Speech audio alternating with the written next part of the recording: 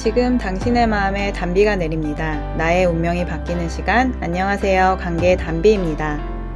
여러분, 기적은 절대 멀리 있지 않습니다. 지금 바로 내 마음속에서부터 시작됩니다.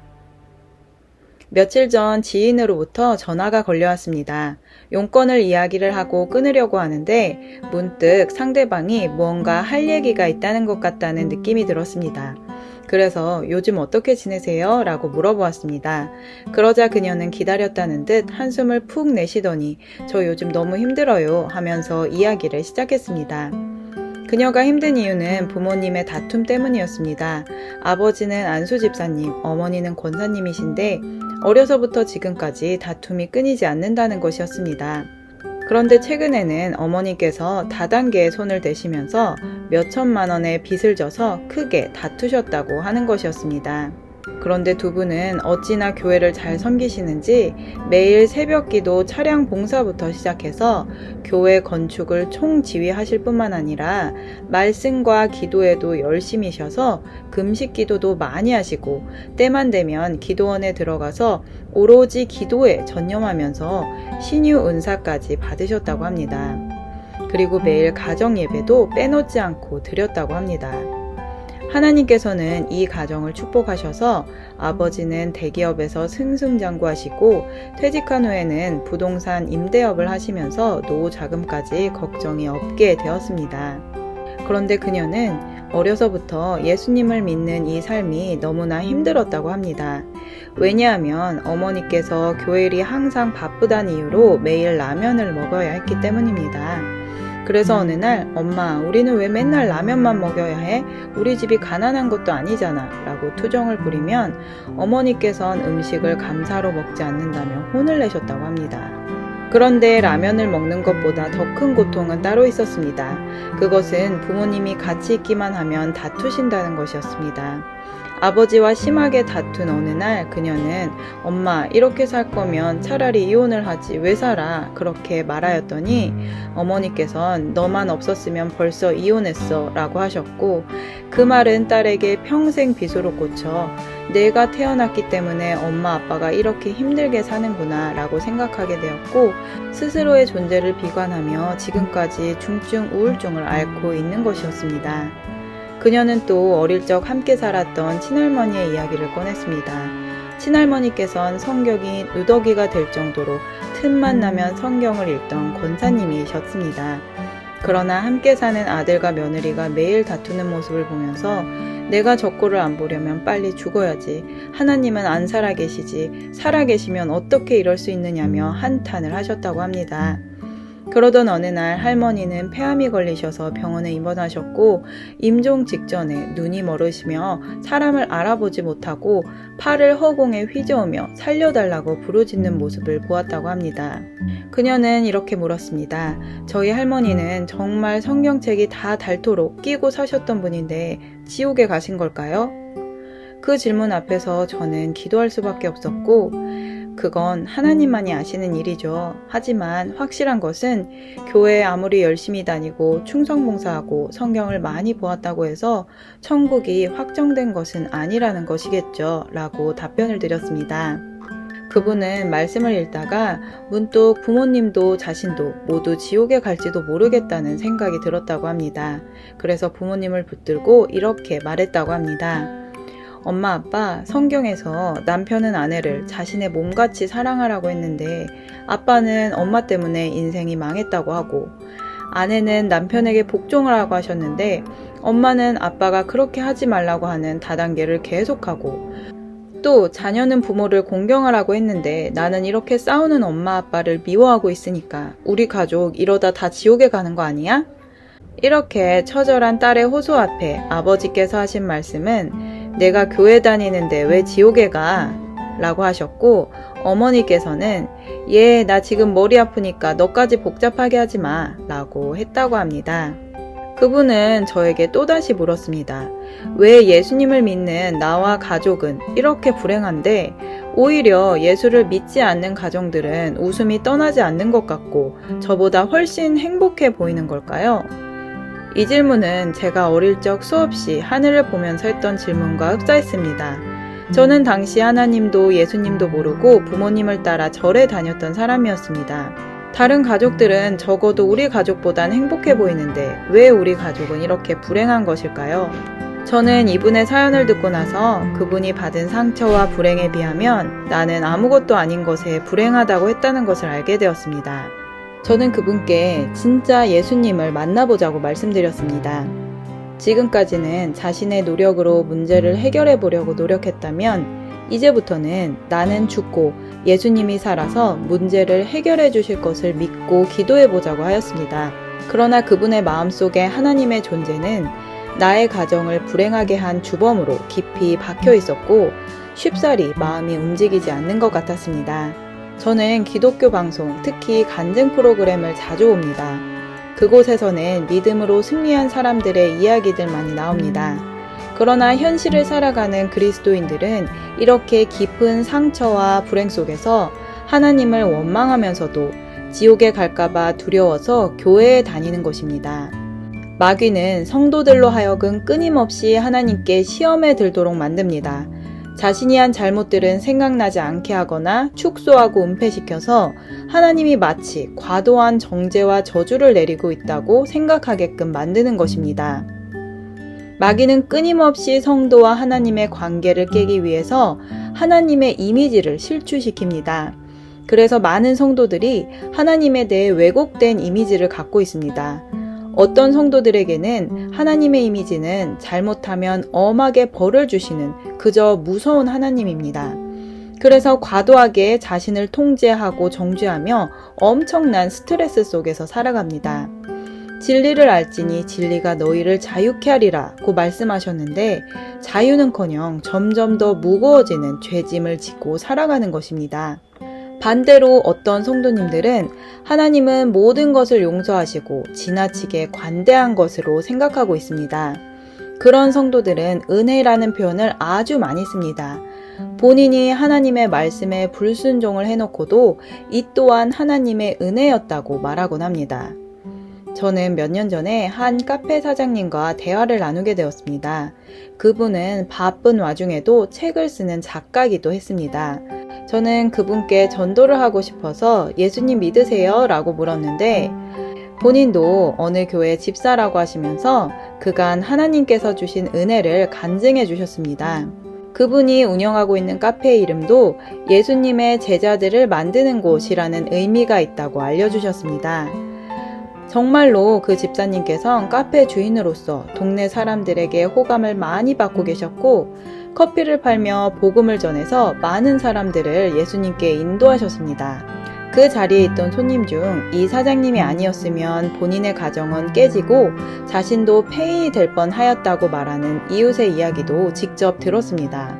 너무나 은혜로운 간증이었고 기회가 된다면 이 사장님과 함께 연합하여 사역을 하고 싶은 마음이 강하게 들었습니다. 그래서 저희 목사님께 말씀을 드렸더니 잘 대화를 해보라고 하셨고 그 후에도 몇 번 더 만나게 되었습니다. 그러다가 제가 그분을 생각하며 기도하던 중 역대상 4장 10절 말씀이 떠올라서 있는 그대로를 전해드렸습니다. 그런데 집사님께서 깜짝 놀라시면서 하나님께서 기도에 응답을 해주셨다고 하시는 것입니다. 무슨 일인가 했더니 그분이 몇 달 전부터 근처 카페로 확대 이전을 해야겠다는 마음을 성령께서 주셨고 때마침 좋은 자리도 나왔다고 합니다.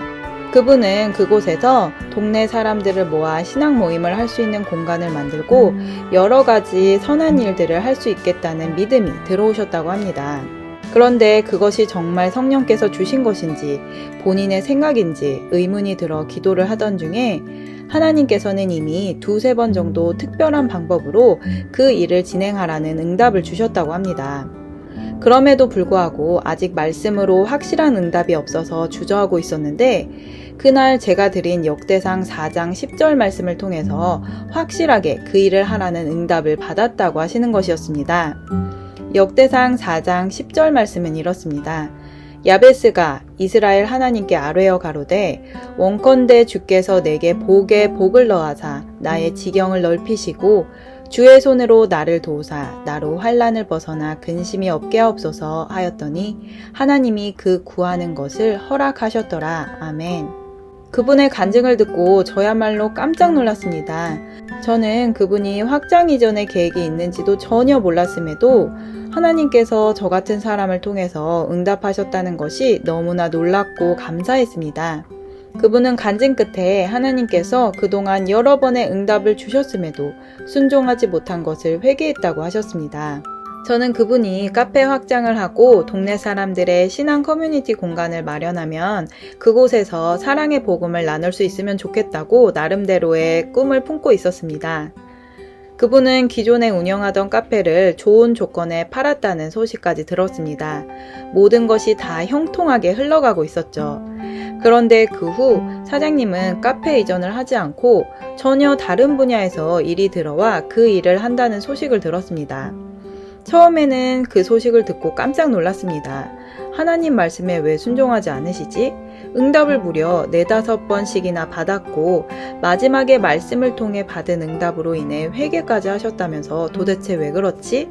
저에게는 왜라는 퀘스천이 떠나지 않았습니다. 그 상황이 이해되지 않았지만 이미 다른 일에 열심히 도전하고 계신 분에게 물어보지 못했습니다. 그분은 지금 새롭게 하게 된 일 또한 하나님의 은혜라고 말하였기 때문입니다. 계속해서 그분을 판단하고 싶지 않아 기도했습니다. 그러자 불순종이라는 단어와 함께 하나님의 아픈 마음이 느껴졌습니다. 얼마나 많은 신실한 성도들이 하나님의 일을 한다고 하면서도 불순종을 하고 있는지 처음 알았습니다. 그리고 그때부터 저 또한 하나님께 불순종하지 않게 해달라고 저는 순종을 해서 순종의 축복을 받게 해달라고 기도했습니다.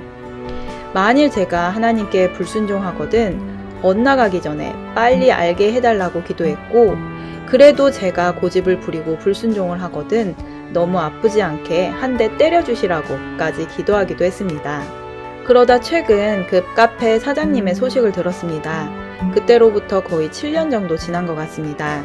지금 그분은 물질적으로 매우 힘든 상황 속에서 살고 계심을 알게 됐습니다. 그러나 그 와중에도 여전히 교회를 열심히 하시고 힘든 상황 속에서도 모든 것이 하나님의 은혜로 살아가고 있다고 이야기하고 있었습니다. 7년 전 하나님께서 불순종이라는 단어를 주셨던 것이 생각났습니다. 그 사장님이 작은 카페를 운영하고 있었을 때 하나님의 은혜로 손님이 넘쳐났던 것이 떠올랐습니다. 그분을 향한 하나님의 시나리오가 만약 카페를 확장 이전해서 동네의 신앙 공동체를 만들고 축복과 행복을 다 얻는 것이었다면 지금의 현실은 너무나 안타까운 것입니다. 물론 사람 일은 앞으로 어떻게 될지 아무도 모릅니다. 그러나 불순종에는 반드시 대가가 있다는 것을 성도들은 절대 잊어서는 안 됩니다. 그렇다면 성도들은 왜 이렇게 하나님을 오해하고 있으며 때론 마귀에 속아 불순종을 하며 불행한 삶을 살아가게 되는 것일까요? 데살로니가 후서 2장 9절에서 10절 말씀입니다. 악한 자의 임함은 사단의 역사를 따라 모든 능력과 표적과 거짓 기적과 불의의 모든 속임으로 멸망하는 자들에게 임하리니 이는 저희가 진리의 사랑을 받지 아니하여 구원함을 얻지 못함이니라. 아멘. 여러분, 사람은 마귀를 이길 수 없습니다. 마귀는 모든 능력, 돈, 명예, 권세, 지식을 가지고 사람들에게 시험을 줍니다. 그들은 성도들을 속여서 성도가 어떻게 해서든지 하나님의 말씀을 잊어버리고 불순종하도록 만듭니다. 교회에선 충성봉사하지만 집에서는 철천지 원수처럼 싸우는 부부도 성경을 마르고 닳도록 읽어도 사람에게 시험이 들면 그 즉시 하나님은 살아계시지 않다고 말하는 나이 드신 권사님도 하나님이 아무리 많은 확신과 응답을 주셔도 결국에는 불순종하는 집사님처럼 모두 간교한 마귀에게 속아 넘어가는 것입니다. 중요한 것은 이분들이 여전히 하나님을 믿고 하나님을 사랑하는 분들입니다. 그런데 무엇이 잘못된 것일까요? 하나님을 믿으면서도 가난과 저주와 불행에서 헤어나지 못하는 근본적인 원인은 도대체 무엇일까요? 요한복음 14장 21절 말씀입니다. 나의 계명을 가지고 지키는 자라야 나를 사랑하는 자니 나를 사랑하는 자는 내 아버지께 사랑을 받을 것이요 나도 그를 사랑하여 그에게 나를 나타내리라. 아멘. 하나님을 사랑한다는 것은 곧 하나님 말씀에 순종하는 것입니다. 우리가 하나님의 사랑을 받길 원한다면 하나님 말씀에 순종해야 합니다. 물론 하나님은 모든 사람을 사랑하십니다. 그러나 자녀를 낳아본 사람이라면 알게 되는 것이 있습니다. 여러 명의 자녀들 중에서 부모의 말에 진심으로 수긍하고 순종하는 자녀가 부모에게 신뢰와 사랑을 한 몸에 받는다는 것을 말입니다. 그렇다고 부모가 말 안 듣는 자녀를 미워하는 것이 아닙니다. 부모는 자녀를 모두 사랑하기에 말을 잘 듣는 자녀에게 가업을 물려주고 유산을 주어서 그로 하여금 다른 자녀들이 변화되고 따라올 수 있도록 자신의 일을 맡겨주는 것입니다. 하나님께 기쁜 마음으로 순종을 하기 위해서는 나의 고정관념을 완전히 내려놓아야 하며 내 자아와 함께 붙어있는 자존심을 완전히 내려놔야 합니다. 그런데 이것은 사람의 노력으로는 절대 내려놓을 수 없는 부분입니다. 아무리 인품이 훌륭하고 지식이 깊은 사람일지라도 그렇기에 더더욱 되지 않는 것이 바로 이것입니다. 사도 바울은 예수님을 믿는 사람들을 죽이고 옥에 가두는 일을 했던 사람입니다. 그는 당시의 엘리트로서 우리나라로 치면 서울대를 졸업한 수재로 사회에서 성공 가도를 달리고 있던 사람이었습니다. 그랬던 그가 예수님을 진실하게 만나고 성령의 충만함을 받아 복음 전파 사역을 하면서 이런 진실한 고백을 했습니다. 로마서 7장 21절에서 24절 말씀입니다. 그러므로 내가 한 법을 깨달았노니 곧 선을 행하기 원하는 나에게 악이 함께 있는 것이로다. 내 속사람으로는 하나님의 법을 즐거워하되 내 지체 속에서는 한 다른 법이 내 마음의 법과 싸워 내 지체 속에 있는 죄의 법 아래로 나를 사로잡아 오는 것을 보는도다. 오호라 나는 공고한 사람이로다. 이 사망의 몸에서 누가 나를 건져내랴. 그렇습니다. 우리가 얼마나 큰 은혜로 예수님을 만나고 성령의 충만함을 받아 많은 기적을 일으켰다고 할지라도 우리의 깊은 속에서 해결되지 않는 문제가 있습니다. 내 마음으로는 하나님의 말씀에 순종하고 싶은데 계속해서 내 속에서 선악간의 판단, 정죄, 미움, 분노, 시기, 질투, 자존심이 올라와 나를 불순종으로 사로잡아가는 것입니다. 아무리 노력하고 마인드 컨트롤을 해보아도 결정적인 순간에 또 불순종하는 죄악된 나의 모습을 마주하게 되는 것입니다. 예수님은 아무리 노력해도 불순종으로 이끌려가는 선악의 죄악 가운데 있는 우리를 살리기 위해 오셨습니다. 불순종하는 나는 예수님과 함께 십자가에 못 박혀 죽고 예수님이 흘리신 보혈이 내 안에 들어올 때 비로소 우리는 순종의 사람으로 거듭나게 되는 것입니다. 갈라디아서 2장 20절 말씀 내가 그리스도와 함께 십자가에 못 박혔나니 그런즉 이제는 내가 산 것이 아니요 오직 내 안에 그리스도께서 사신 것이라. 이제 내가 육체 가운데 사는 것은 나를 사랑하사 나를 위하여 자기 몸을 버리신 하나님의 아들을 믿는 믿음 안에서 사는 것이라. 아멘. 불순종의 이유는 여전히 내 안에 예수님이 아닌 내가 주인으로 살고 있기 때문입니다. 예수님을 믿는다고 사랑한다고 외치면서도 정작 교회 밖에서는 내 멋대로 살아가고 있기 때문인 것입니다.